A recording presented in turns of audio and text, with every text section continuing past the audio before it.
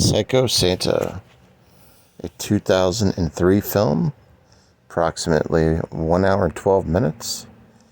Gets a low 2.0 on IMDb. We follow a couple on their way to a Christmas party, reluctantly. And the boyfriend decides to talk about some of the history of the area they're going to his girlfriend. He doesn't really want to go to this party, but he tells her about the history of this killer Santa. It's kind of an anthology type feel. The first story, we have these two ladies out in the cabin in the woods. They are together romantically, and they want to celebrate and party and have a blast. Obviously, they're in lingerie, which is very well done, I must say. And then, let's just say someone's on at the cabin with them to try to pick them off one by one. Very nice choice for selective lingerie. Beautiful women in that particular segment. That is the first segment right out the gate. The next segment, we get to a family who has a deep secret inside of their home. But they become burglarized by these two young men. And inside the home, the men discover what the secret is.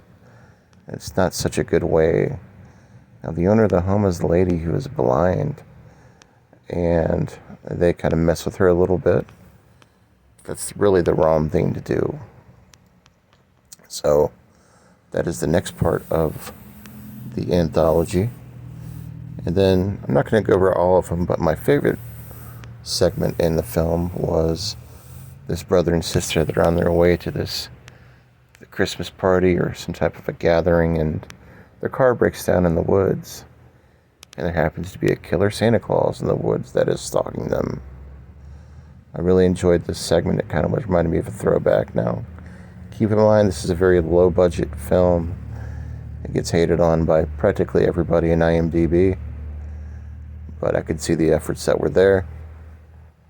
It is a Sub Rosa film. You can get this one, I believe, at their website still.